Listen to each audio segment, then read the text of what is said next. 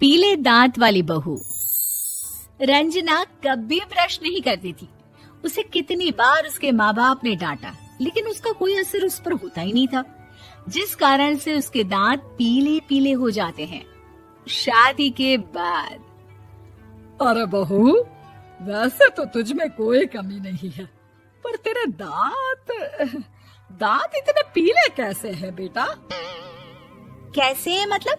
कोई सर्जरी थोड़ी ना कराइए। वो तो क्या नाम, मैं ब्रश नहीं करती थी तो पीले हो गए। अब क्या करूं? आप कहें तो लाल करवा लूं या फिर काले? यार ये क्या है, क्यों माँ से लड़ रही हो? लड़ रही हूँ? अरे मैं लड़ रही हूँ या ये बोल रही है कि दांत पीले हैं, पीले। अरे तपस्या थोड़ी ना की है इन्हें पीले करने के लिए। बकायदा ब्रश नहीं किया है 20 साल तक, तब जाकर। छी, कैसी बात कर रही हो? ये उस वक्त तो पीले नहीं थे जब हम लोग तुम्हें देखने आए थे। अरे तब साफ करवा लिया होगा डेंटिस्ट के पास जाकर। अब देखो कैसे पीले पीले लग रहे हैं। रंजना सास की तरफ गुस्से से देखती है। फिर शुरू हो गई पीले पीले पीले। अरे पीले तो तब भी थे जब मेरे हाथ का रसगुल्ला उड़ा उड़ा कर खा रही थी और बोल रही थी, लड़की नहीं गुणों का खजाना दे रहे भाई साहब आप। खैर, अब वो लोग करते भी तो क्या करते, पीले दांत वाली बहू पल्ले पड़ी थी तो झेलना तो था ही। एक दिन कीर्तन में रंजना गाना गा रही थी। अरे कमला बहन, माँ का द्वार है, यहाँ तो सब शुद्ध होकर आते हैं, फिर अपनी बहू को ब्रश भी नहीं करवाती तुम। दूर से पीले पीले दांत भक्ति में बाधा उत्पन्न कर रहे हैं। अरे कोई 2 साल की बच्ची थोड़ी ना लेकर आई हूँ मैं बहू बनाकर। अच्छी खासी लड़की है, अरे कैसे करवाऊं ब्रश? ये तो उसे खुद करना चाहिए ना। अब माँ बाप तो इसके जैसे तैसे निपटा दिए, ये नहीं सोचा कि सास कैसे संभालेगी। सास बहू को लेकर घर आ जाती है, लेकिन सोच लेती है कि अब इसे लेकर कहीं नहीं जाएगी। अगले रोज बहू कहती है, अरे क्या हो गया, मंदिर नहीं जाना क्या? कीर्तन का वक्त हो रहा है। मेरी मधुर वाणी से कान्हा जी जागते हैं और सोते हैं।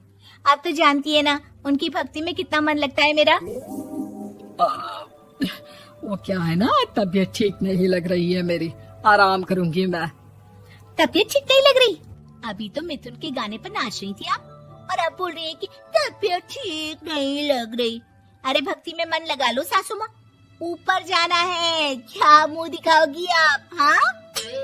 सास को बहू की बात पर गुस्सा आ जाता है। मैं क्या मुंह दिखाऊंगी, इसकी चिंता तो ना कर, समझी? अपने मुंह की चिंता कर, जो ये पीले पीले दांत लेकर हर जगह पहुंच जाती है। पता है लोग कितना मजाक बनाते हैं। ना जी ना, मैं नहीं जाना कहीं तेरे साथ। तो ये बात है। कोई ना, मत जाओ, मैं अपने कमरे में ही बैठकर भक्ति कर लूंगी। ऊपर वाला दांत थोड़ी ना देखता है, मन देखता है, भावना देखता है। और अरे बस बस, तू सब कुछ दिखा, बस ये सफेद चमकदार दांत ना दिखाना किसी को, है? जा यहाँ से। बहू को सास की बात का कोई फर्क नहीं पड़ता, वो तो जैसी थी वैसी ही रह जाती है। सुबह नहाकर किचन में खाना बनाना, फिर खाना खाना, कीर्तन भजन करना और सो जाना। एक दिन, माँ जी मैं सहेली के घर जा रही हूँ, शाम को लेट आऊंगी। हाँ हाँ तो जाना, मैंने कौन सा तेरी आरती करनी है घर पर बैठकर। रंजना सहेली के घर जाती है, जहाँ वो पार्टी में जाने की तैयारी कर रही होती है। अरे शिखा, कहाँ जाने की तैयारी कर रही है? मैं गलत वक्त पर आ गई क्या? अरे नहीं यार, उल्टा सही वक्त पर आ गया। मैंने ये साड़ी और ज्वेलरी निकाली है यार, शाम को इनके ऑफिस की एक पार्टी में जाना है। बताना कैसा लग रहा है ये सब? नहीं यार, इस ड्रेस के साथ तो वो वाली ज्वेलरी अच्छी लगेगी। हाँ हाँ सही बोल रही है, मैंने ध्यान ही नहीं दिया।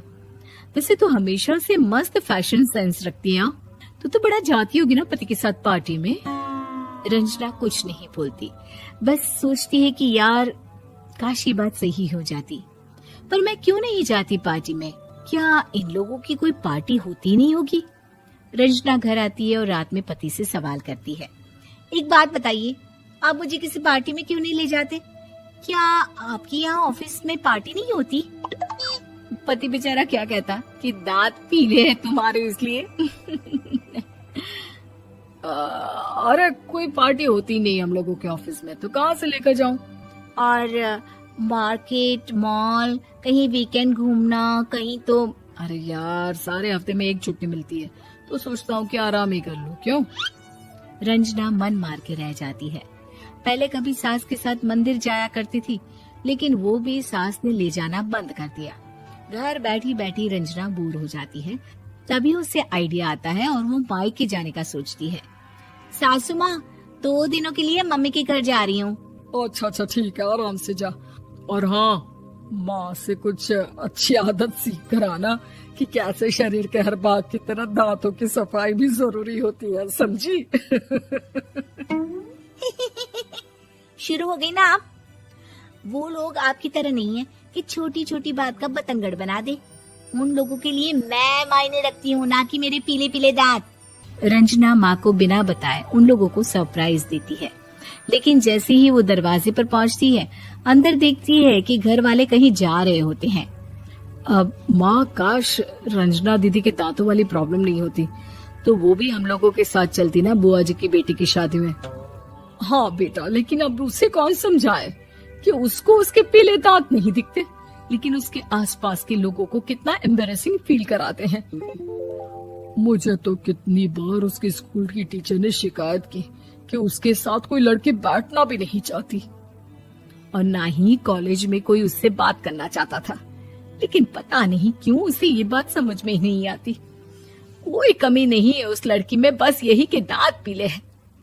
वो तो भला हो जीजा जी और उनकी माँ का, जो दीदी को जैसी है वैसे ही रखा हुआ है। रंजना को अपने घर वालों की बात सुनकर बहुत दुख होता है। वो सोचती है कि वो क्या करे, लेकिन फिर वो सीधा डेंटिस्ट के पास जाती है, अपने दांत चमकाती है और कसम खाती है कि वो रोज ब्रश करेगी। अरे क्या हो गया? तुम तो 2 दिनों के लिए गई थी ना, पर कोई ना, अच्छा है, चलो आ गई तो। रंजना सास के सामने आकर खड़ी हो जाती है और पूरी स्माइल करती है, उसके चमकदार दांतों को दिखाती हुई। हैं? चले मंदिर। माँ, मुझे माफ कर दीजिए, मैंने आप लोगों को बहुत एम्बैरेसिंग फील करवाया। मैं आज से रोज ब्रश करूंगी।